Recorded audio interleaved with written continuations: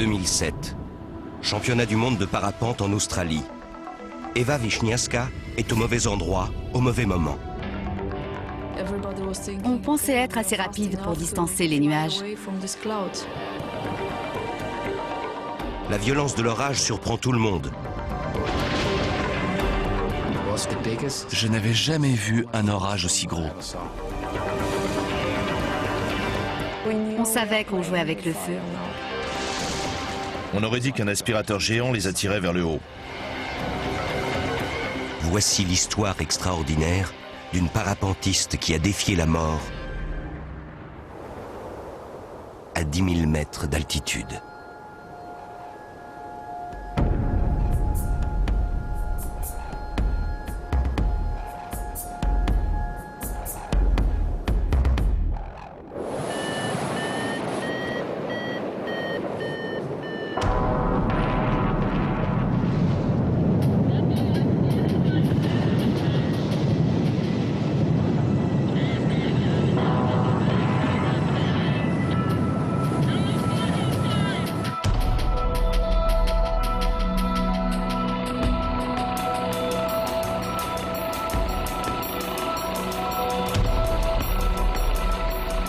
En août 2006, dans les Alpes suisses, l'une des plus grandes parapentistes au monde, Eva Wiśniewska, échappe de peu à la mort dans un terrible accident. Avec le bassin fracturé, son rêve de remporter les prochains championnats du monde en Australie semble anéanti.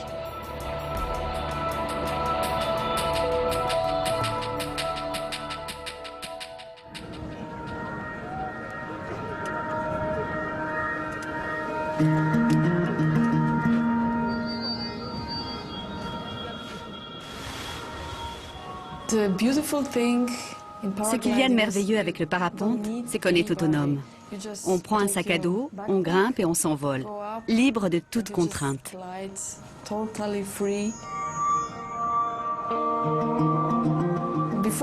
Avant de commencer à voler, j'ignorais quel métier je voulais faire. Quand j'ai découvert le parapente, ça a été comme un virus. Je l'ai attrapé et je ne pouvais plus m'en débarrasser. J'ai décidé de changer de vie. J'allais de compétition en compétition. Je dormais dans ma voiture.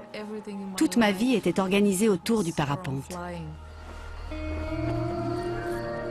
4 ans seulement après avoir débuté dans la compétition, Eva Wiśniewska est en tête du classement mondial féminin. Eva Wiśniewska, première place dans la catégorie féminine.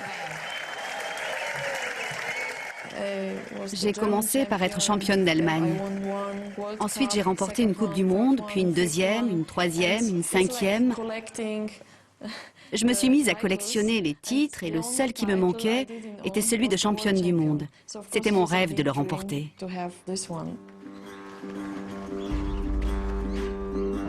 6 mois à peine après son accident, Eva reprend la compétition et participe au championnat du monde.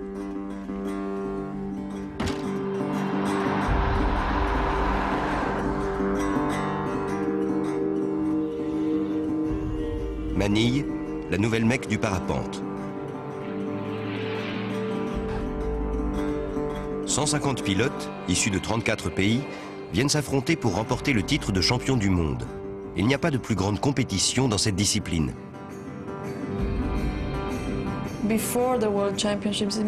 Avant les championnats du monde de Manille, j'ai eu un grave accident en Suisse. Je me suis beaucoup entraînée pour retrouver mon niveau.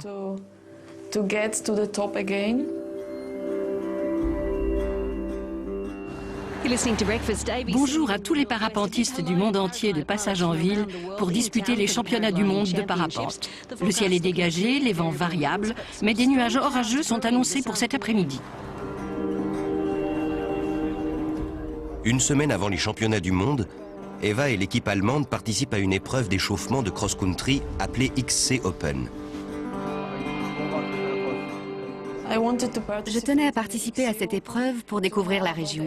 C'est un excellent moyen de repérer les bons endroits, les passages difficiles et de se préparer au championnat.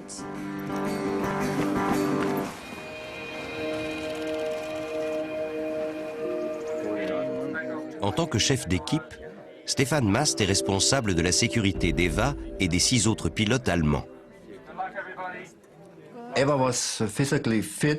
Eva était en grande forme physique, avec un mental à toute épreuve. Remporter le prix féminin ne l'intéressait pas. Elle voulait gagner la compétition. Andreas Melecki s'entraîne avec Eva depuis 3 ans. Eva est une pilote remarquable, l'une des meilleures au monde. Elle bat aussi bien les hommes que les femmes. Tous ceux qui souhaitent participer à la réunion doivent se présenter dans les 30 secondes, s'il vous plaît. Godfrey Wennes est le directeur des championnats de cross-country de Manille. C'est l'un des pilotes les plus expérimentés au monde et l'ancien détenteur du titre de champion du monde de vol longue distance. Contrairement au drag race, qui est une course de vitesse, le cross-country est une épreuve d'endurance. Le vainqueur est celui qui est allé le plus loin en fin de journée. Il faut être rapide et endurant, à la fois physiquement et moralement. Dans ce type d'épreuve, les pilotes ont le droit de choisir la direction dans laquelle ils vont voler. Les premiers nuages commencent à se former au nord. C'est d'ailleurs là-bas que nous apercevons les plus gros. Lorsque les pilotes se réunissent au sommet du mont Bora pour évaluer les conditions météorologiques, les risques d'orage se sont intensifiés. Je leur ai expliqué qu'il y avait une ligne orageuse. S'ils y parvenaient suffisamment tôt, ils pourraient traverser et poursuivre leur vol. S'ils l'atteignaient trop tard, ils risqueraient de se retrouver coincés dans une impasse.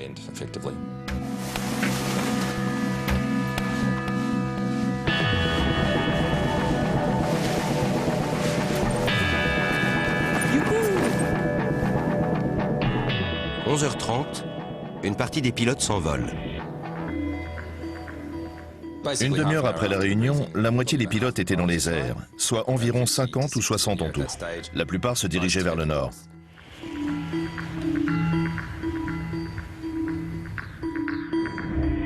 Les parapentistes se servent des colonnes d'air chaud ascendant, appelées thermiques, pour gagner de l'altitude.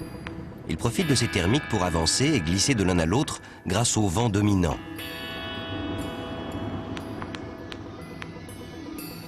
Les nuages sont de véritables ascenseurs. Plus ils sont importants, plus les pilotes vont vite. En compétition, ils s'approchent donc des plus gros nuages pour augmenter leur vitesse moyenne.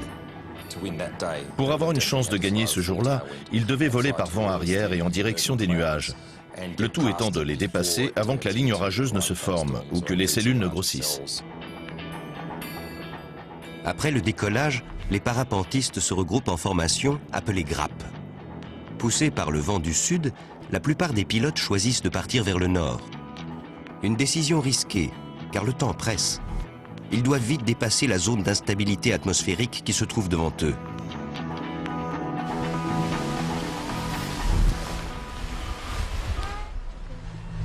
Une heure après l'ouverture de la fenêtre de vol, l'équipe allemande se prépare à décoller. On ne voulait pas partir trop tôt. On avait décidé de laisser les autres pilotes repérer les thermiques et de suivre leur trajectoire pour gagner du temps.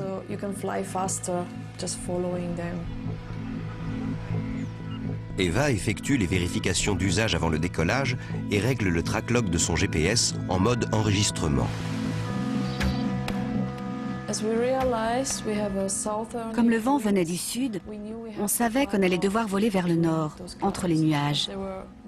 Mais ils étaient tellement loin au moment du décollage qu'ils ne nous ont pas paru dangereux.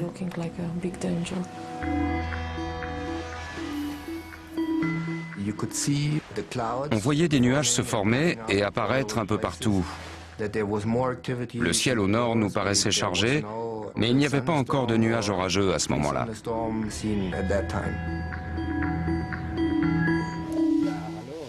Un ami d'Eva, le parapentiste autrichien Gerold Ameseder, n'est pas aussi optimiste.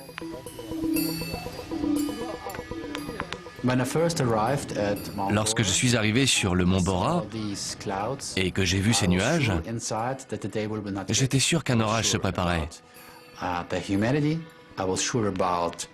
J'en étais persuadé. Mais c'est le problème avec les compétitions. On se laisse entraîner. Et du coup, j'ai quand même volé. Les parapentistes professionnels redoutent par-dessus tout les orages inattendus. C'est le seul élément qu'ils ne contrôlent pas. Une fois dans les airs, ils sont en contact permanent avec leur équipe au sol qui surveille la météo et les suit pour les récupérer après l'atterrissage. La première fois que j'ai appelé Stéphane, j'étais au niveau des nuages bas. Deva à Stéphane. J'ai parcouru 20 km depuis le décollage. Je suis à environ 2000 mètres d'altitude. Je me dirige vers le nord. Tout va bien.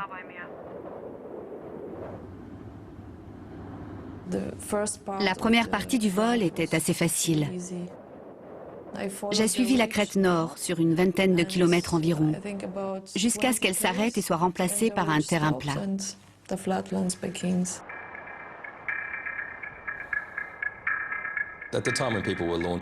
Lorsque les pilotes ont décollé et commencé à voler, ils pensaient que c'était une journée comme les autres. Le groupe s'est séparé en deux et Eva était à l'arrière du peloton de tête. Les parapentistes devant elle avaient donc déjà franchi la ligne orageuse lorsque les nuages ont commencé à grossir et à devenir réellement menaçants. Gerold vole à présent en compagnie d'Eva à l'arrière de la grappe de tête. Je savais que les nuages poseraient problème. Mais dans une compétition, on essaie de trouver de bons thermiques.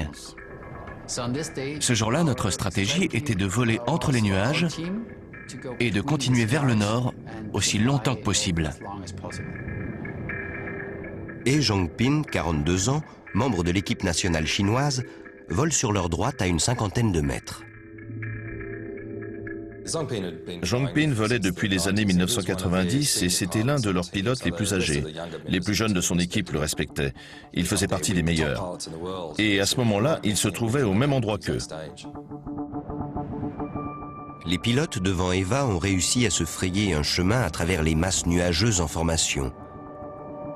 Un petit nuage sépare Eva, Gerold et Zhongpin de la grappe de tête et du ciel dégagé.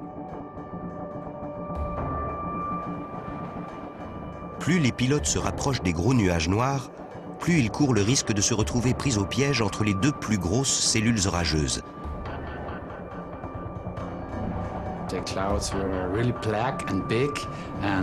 C'est à ce moment-là que j'ai commencé à m'inquiéter. Les deux nuages grossissaient à vue d'œil. Le ciel s'assombrissait. On savait qu'on jouait avec le feu, mais devant nous, le ciel était dégagé avec de légers cumulus. On pensait être assez rapide pour distancer les nuages.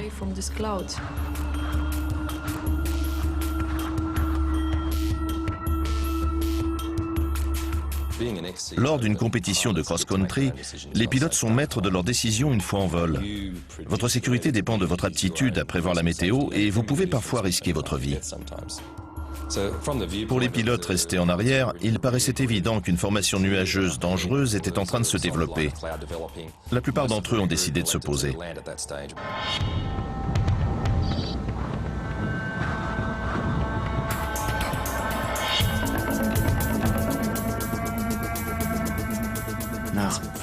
Après 50 ou 60 km de vol, les conditions de vol ont commencé sérieusement à se dégrader. J'ai estimé que c'était trop dangereux. J'ai appelé Stéphane et je lui ai dit « C'est trop risqué pour moi. Je redescends. » À ce moment-là, j'ignorais où était Eva. Mais je savais qu'elle devait être 1 kilomètre devant moi. Des dizaines de pilotes font le même constat qu'Andreas et décident d'atterrir.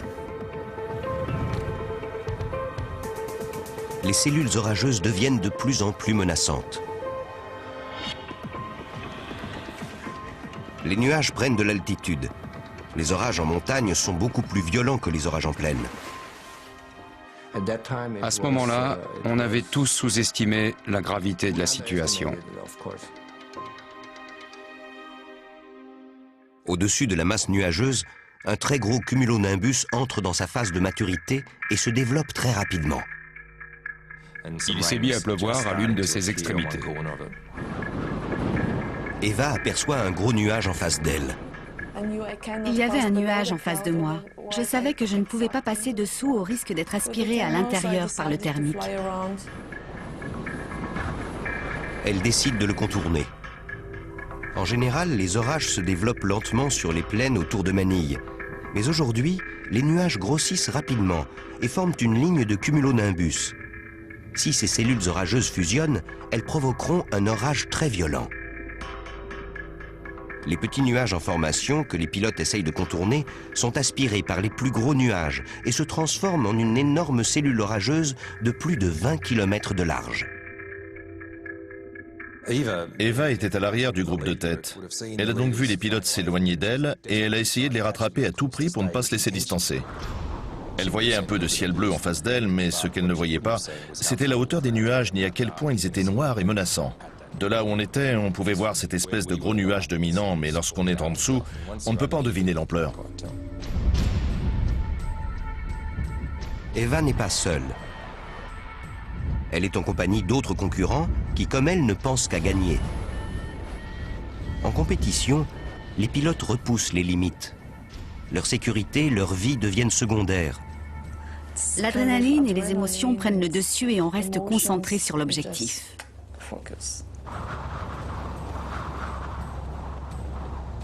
Une véritable course contre la montre s'engage.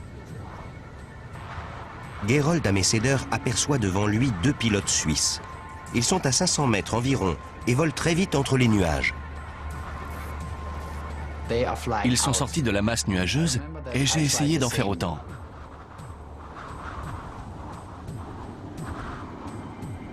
Les pilotes accélèrent et tentent de gagner leur âge de vitesse. Malheureusement, les nuages fusionnent. Il n'y a plus qu'un seul immense nuage dans le ciel. L'énorme cumulonimbus les rattrape. Impossible de lui échapper. Eva et les autres pilotes sont pris au piège. On aurait dit qu'un aspirateur géant les entraînait vers le haut. Ils ne pouvaient absolument rien faire.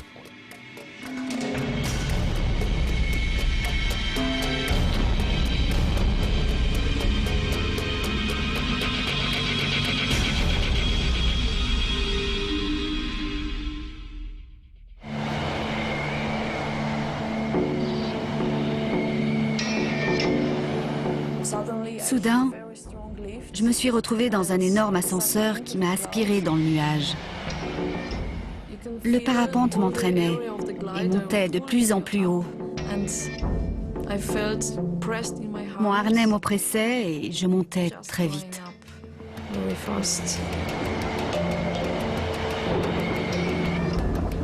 Ce phénomène d'aspiration s'explique par la présence de thermique à la base d'un cumulonimbus. Plus le nuage est important, plus l'aspiration est forte.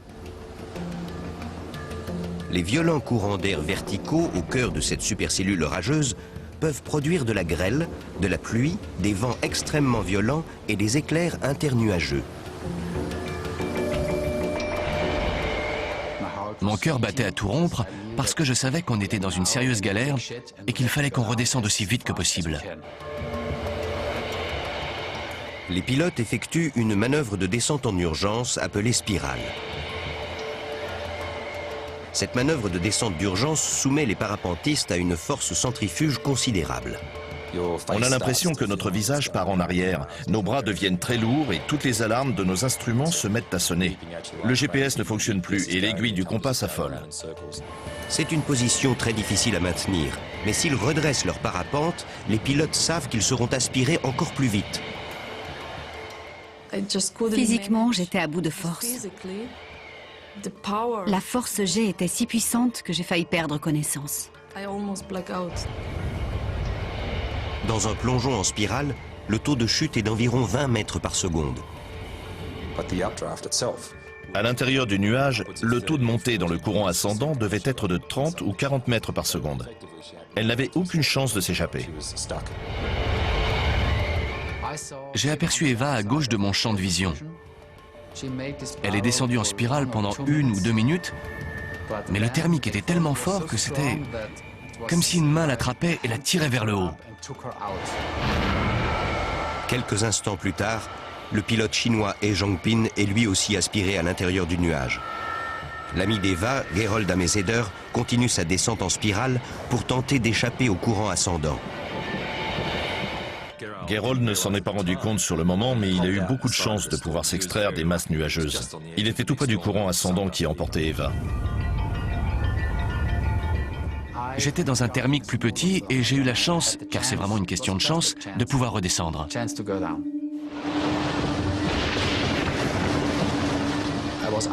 Lorsque je suis sorti du nuage, j'ai aperçu cette ferme. J'ai vu où je pouvais atterrir. Je savais que j'étais sauvé.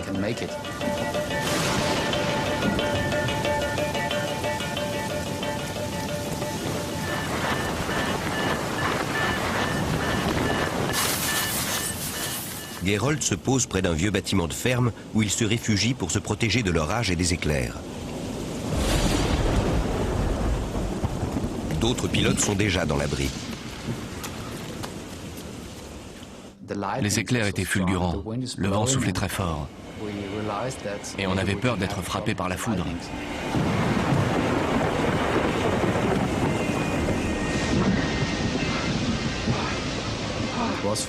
Je n'avais jamais vu un orage aussi gros.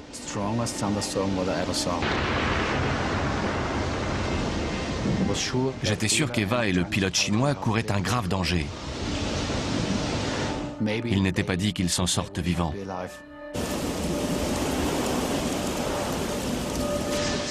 Gerold prend contact avec le chef de l'équipe allemande pour lui transmettre ses coordonnées GPS. Je me suis dit qu'il valait mieux attendre que l'orage s'éloigne avant de partir à la recherche des 2 pilotes. C'est à ce moment-là que j'ai commencé à réaliser la gravité de la situation. Il n'y a rien d'autre à faire qu'attendre que l'orage s'éloigne.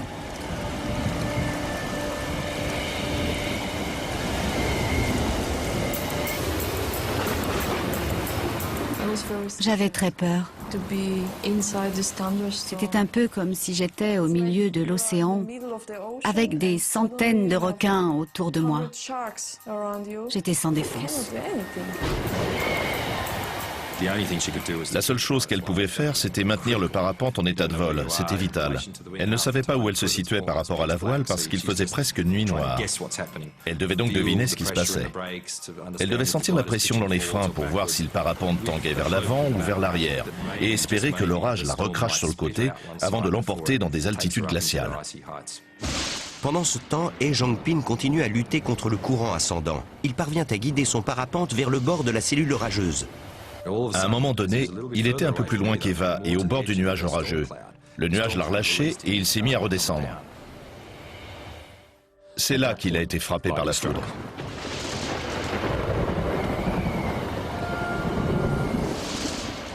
Eva entend l'éclair, mais ne se doute pas du drame vécu par son concurrent. Je me suis mise à prier. Si Dieu ou les anges existent, s'il vous plaît, aidez-moi. Je n'ai pas arrêté de prier. J'espérais, je croyais vraiment que j'allais m'en sortir.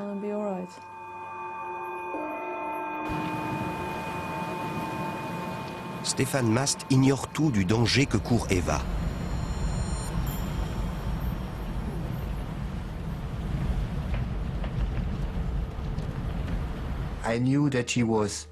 Je savais qu'elle était loin de moi.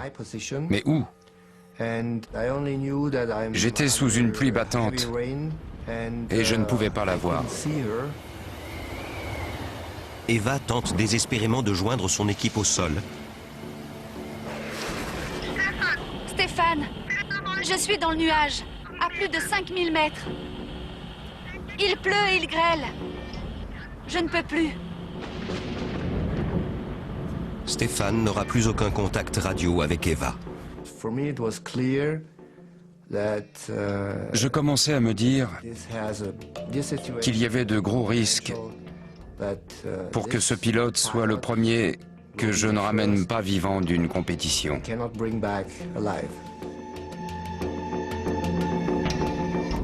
La troposphère est la couche la plus basse de l'atmosphère. Elle contient à peine assez d'oxygène pour qu'un homme survive. Au-dessus de 7000 mètres, l'air se raréfie. Les alpinistes appellent cette altitude zone mortelle, car le corps utilise plus d'oxygène qu'il n'y en a de disponible. Aucun de ceux qui sont allés au-delà de 7000 mètres n'ont survécu. Les pilotes emportés à 6000 ou 5000 mètres d'altitude sont morts à cause des turbulences, des grêlons, du manque d'oxygène ou d'hypothermie. J'ai un écran noir devant les yeux et toute mon énergie me quitte. Incapable de lutter davantage, Eva est emportée vers la zone mortelle.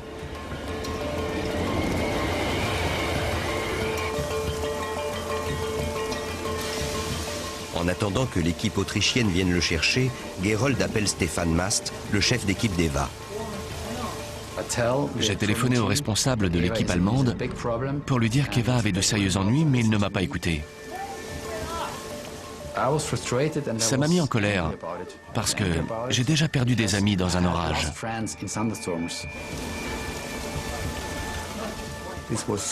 L'orage était très violent, les éclairs fusaient.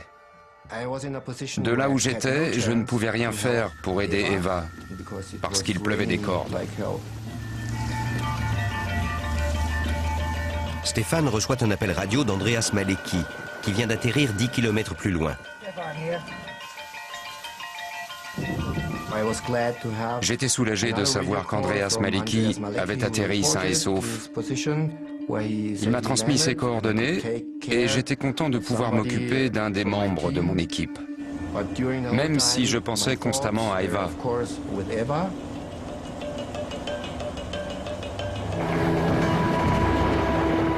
Eva est maintenant à une altitude proche des 7000 mètres. Elle est juste en dessous de la zone mortelle. Son GPS enregistrait un taux de montée de plus de 40 mètres par seconde, ce qui est assez incroyable. Vu la rapidité de son ascension, elle n'a eu que 2 minutes pour s'acclimater à sa nouvelle altitude. L'atmosphère s'amincissait et l'oxygène se raréfiait.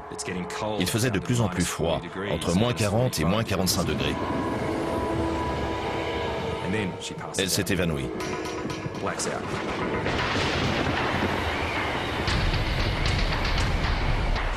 Livré à lui-même, le parapente continue sa course folle à une centaine de km/h.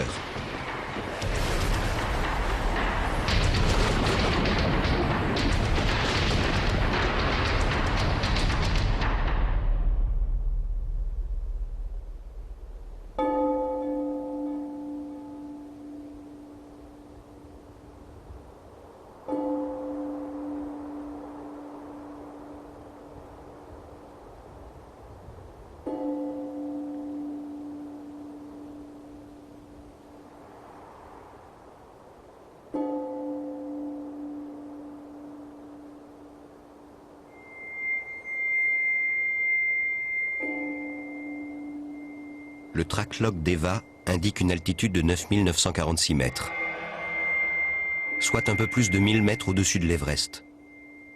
Elle est au bord de la stratosphère.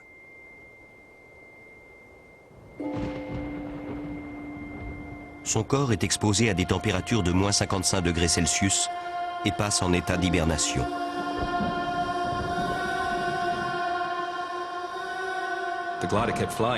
Le parapente a continué à voler. Il n'avait pas besoin d'être piloté parce qu'au-dessus du nuage, il y avait beaucoup moins de turbulences. Il était même très stable grâce à l'effet pendulaire. Le pilote est suspendu à son parapente tel un pendule, ce qui stabilise la voile. Le fait qu'elle ait perdu connaissance n'était pas dangereux. C'est peut-être même ce qui lui a sauvé la vie. Les températures glaciales ont ralenti le métabolisme d'Eva. Son organisme utilise les ressources qui lui restent pour maintenir en vie ses organes vitaux. En général, le manque d'oxygène à cette altitude vous tue en 10 ou 20 secondes. Les alpinistes parviennent à survivre à des altitudes extrêmes grâce à un équipement spécial, une acclimatation progressive et des bouteilles d'oxygène. Eva flotte à 10 km au-dessus de la Terre, vêtue d'une combinaison légère et sans aucun matériel de survie. Elle doit impérativement redescendre à une altitude plus basse, avant que le manque d'oxygène et le froid n'endommagent ses organes vitaux.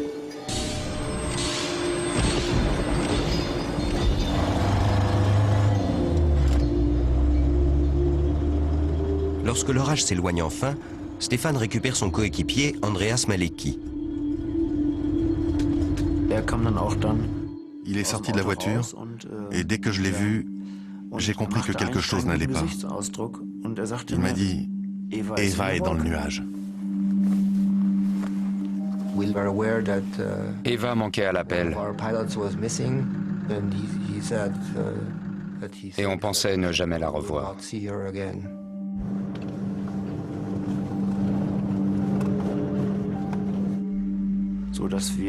On était convaincus qu'il était impossible de survivre à un orage pareil. Si vous êtes à 4000 mètres et que vous continuez à grimper, il y a la grêle, les éclairs, un froid glacial. Personne ne peut survivre à tout ça. L'équipe allemande part à la recherche d'Eva dans les immenses plaines autour de Manille. Si elle réussit à s'échapper du nuage et à atterrir, elle aura besoin d'une aide médicale. J'ai tout de suite essayé de joindre Eva sur son portable. Il n'y avait aucune tonalité. Je n'entendais rien. La ligne était coupée.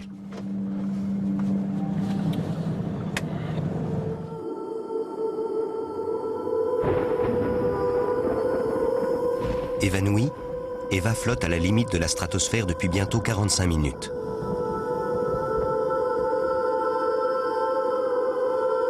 Aucun être humain n'a survécu à cette altitude aussi longtemps. Et si elle survit, elle risque d'avoir de graves séquelles.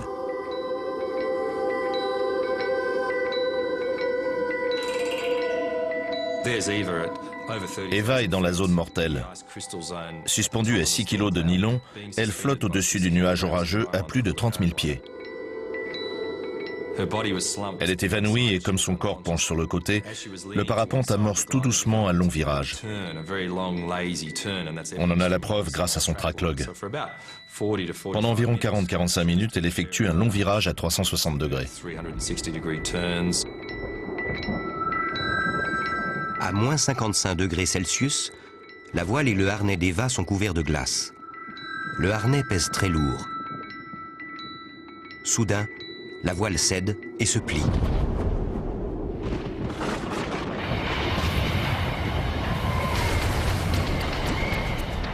Eva descend à une vitesse vertigineuse. Elle traverse l'atmosphère à plus de 200 km/h. C'est plus rapide qu'une chute libre à une altitude plus basse.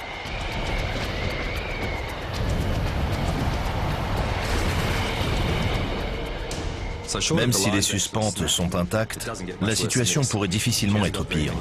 Il lui reste peu de temps avant de toucher le sol. Mais au bout de 3000 mètres de chute, un miracle se produit.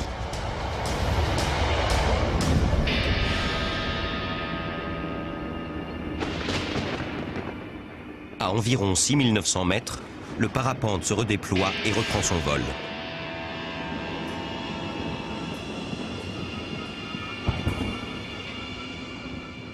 Eva reprend connaissance. L'atmosphère est plus riche en oxygène, l'air plus chaud et son corps s'est ranimé. Elle a une chance de survivre et de s'échapper de ce nuage.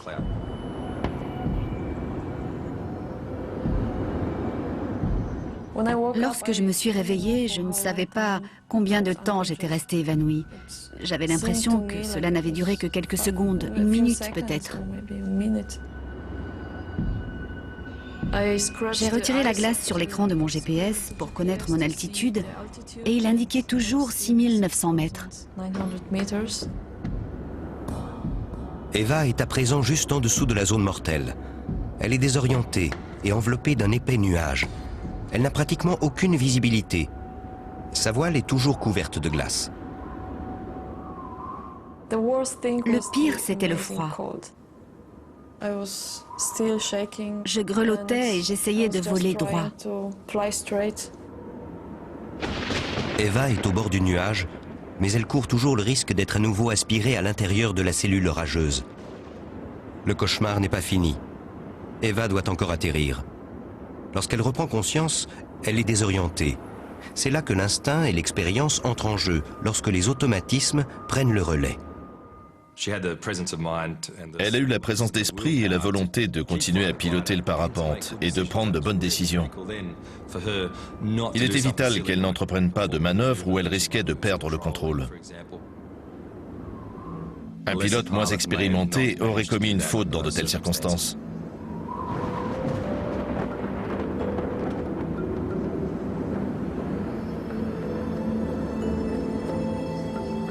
À deux doigts de mourir, Eva pense à ses parents.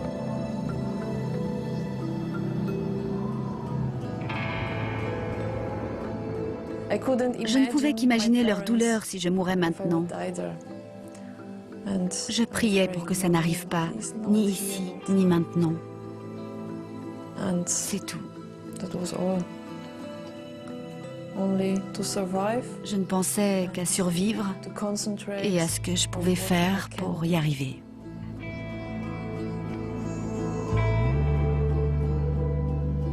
Il fait un froid glacial. Eva doit atterrir le plus rapidement possible pour ne pas mourir de froid.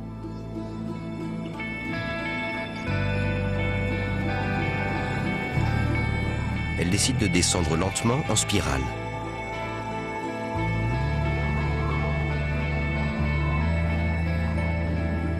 À une telle altitude, cela lui prendra du temps. Son parapente est plein d'eau et de glace.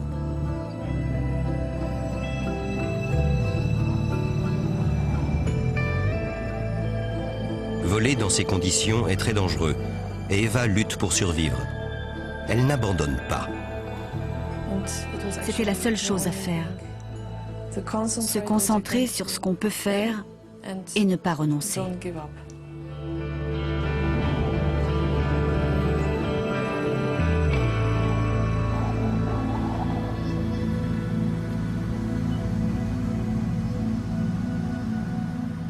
Une rumeur circulait selon laquelle un pilote chinois manquait à l'appel et il était impossible de le joindre par radio.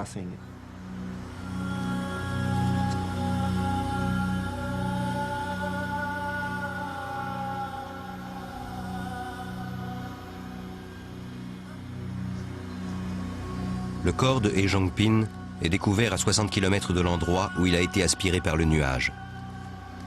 Un éclair l'a tué sur le coup.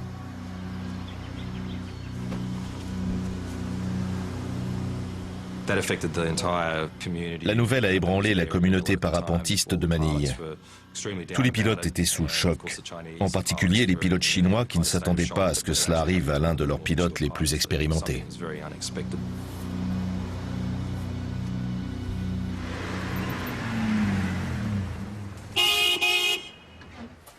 20 minutes plus tard, l'orage a dépassé la ferme où les pilotes autrichiens se sont réfugiés et c'est sous un ciel dégagé que leur chef d'équipe les récupère. Ils se lancent tout de suite à la recherche d'Eva. On ne savait pas où chercher, mais on avait l'espoir de repérer sa voile orange.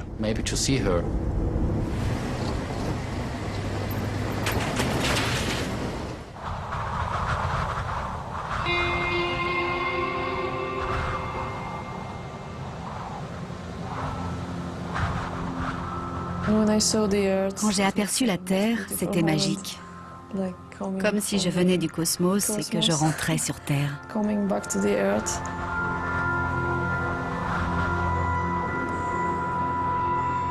Après 45 minutes de descente en spirale, Eva se retrouve à une cinquantaine de kilomètres de l'endroit où elle a été entraînée par le thermique.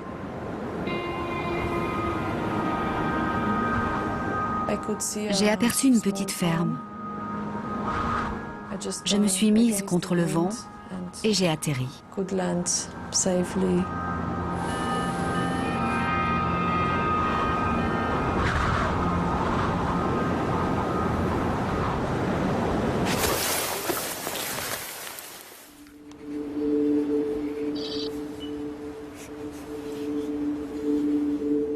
Eva se pose dans un enclos isolé loin des routes principales et de son équipe au sol.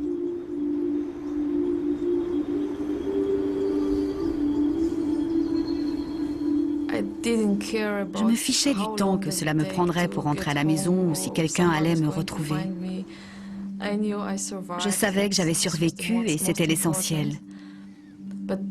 J'avais tellement froid que j'essayais de penser à ce que je pouvais faire pour me réchauffer.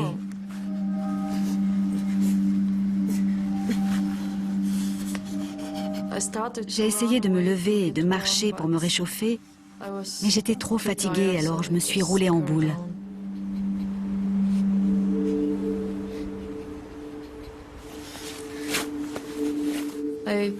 J'ai encore essayé de me servir de ma radio. Comme il faisait plus chaud, j'espérais qu'elle remarcherait. Elle ne fonctionnait pas.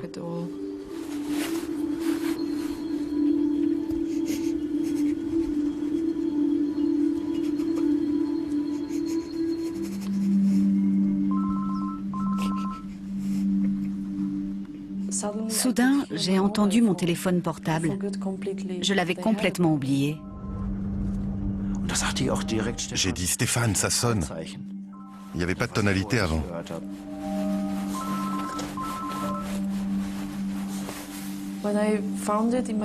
Lorsque j'ai décroché, j'ai entendu Andreas Malecki.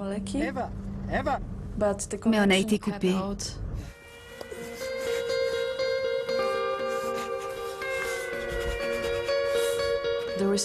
La réception n'était pas très bonne. J'ai décidé d'envoyer par SMS les coordonnées affichées sur mon GPS quand la réception serait rétablie.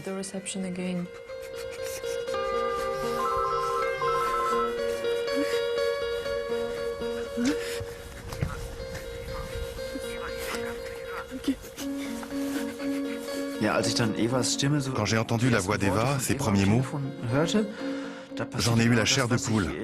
Et ça me fait encore cet effet quand j'en reparle, comme maintenant. Elle a dit « J'ai froid, dépêchez-vous ». Je lui ai répondu « Eva, on a besoin de tes coordonnées ». J'étais tellement contente d'être en contact avec mon équipe et de pouvoir leur transmettre ma position. Je savais qu'ils venaient me chercher.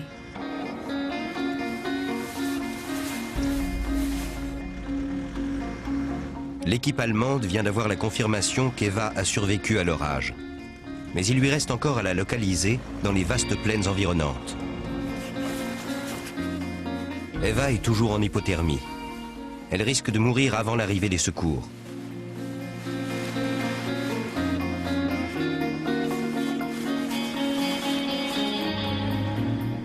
Soudain, les Allemands réalisent que Gerold et l'équipe autrichienne ne sont qu'à une vingtaine de kilomètres d'Eva. Lorsque j'ai appris qu'Eva avait survécu, je savais qu'il fallait la récupérer au plus vite. Je me disais qu'il y avait très peu de chances qu'elle survive.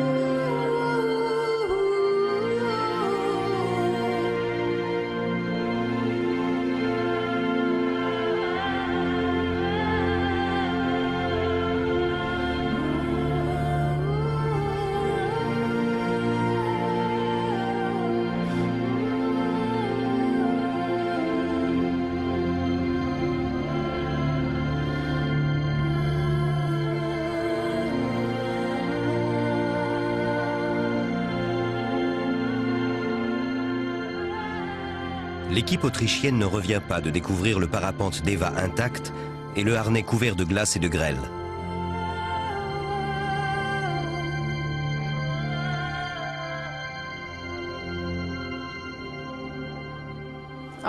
Quelques minutes plus tard, Stéphane est arrivé avec les autres pilotes de l'équipe.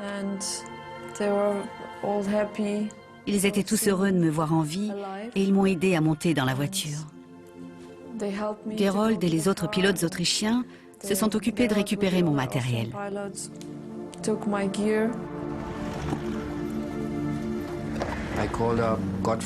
J'ai appelé Godfrey pour savoir à quel hôpital nous pouvions la conduire. Et à l'arrière de la voiture, Eva consultait son GPS. Elle a plusieurs fois répété qu'elle était presque montée à 10 000 mètres. Et il disait « Non, je n'y crois pas ».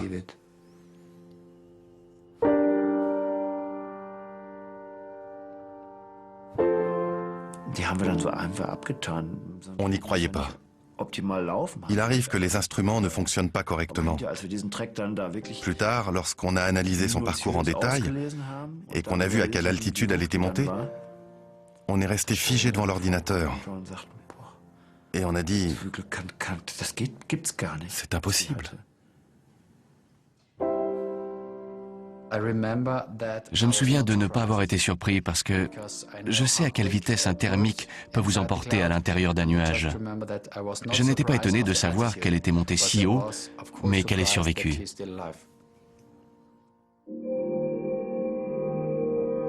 Eva quitte l'hôpital peu de temps après y avoir été admise. Mis à part quelques engelures sur les oreilles et les jambes, elle n'a aucune autre blessure apparente.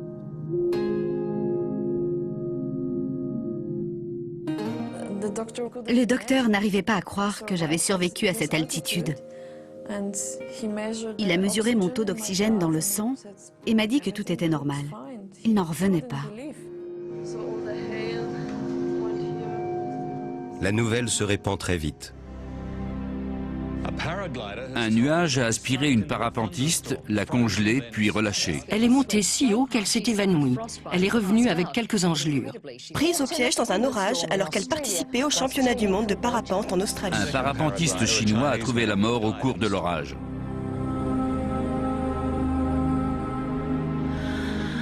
La mort tragique du pilote He Zhongpin atténue l'euphorie entourant la survie d'Eva et endeuille les championnats.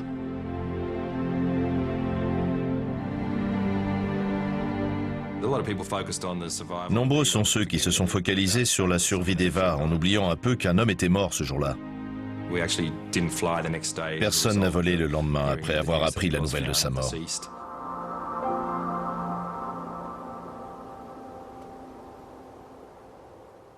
Lorsque Zhongpin a été foudroyé, le tracklog de son GPS a cessé de fonctionner. D'après la position indiquée sur l'écran, il ne se trouvait pas très loin d'Eva au moment où il a été touché par l'éclair. La distance entre Eva et le pilote chinois n'était que de 500 ou 600 mètres.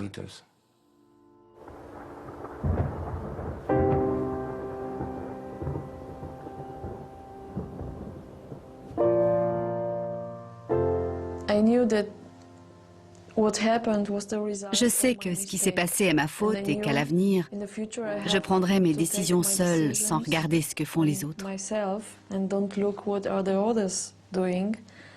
Ce genre de mésaventure ne peut plus m'arriver.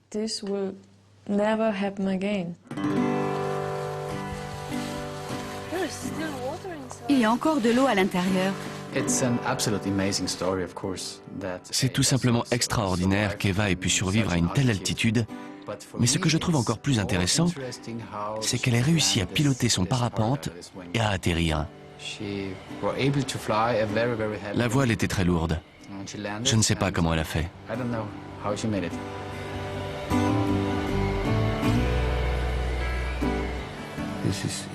C'est incroyable. Extraordinaire. Elle a survécu. Elle voulait vivre et continuer à aller de l'avant. Ça n'arrivera plus. Plus personne ne survivra à de telles conditions. Et quasiment sans aucune séquelle. C'était un miracle.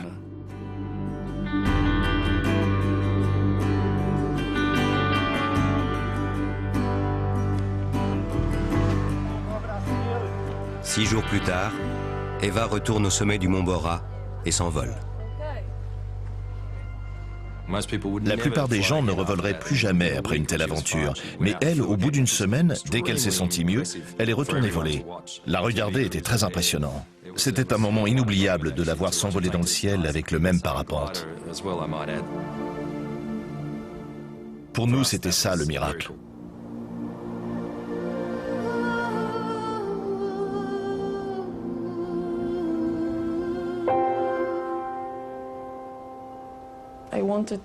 Je voulais être seule dans le ciel pour être tranquille. Je voulais penser au pilote chinois. Je ne comprenais pas pourquoi j'avais survécu et pas lui.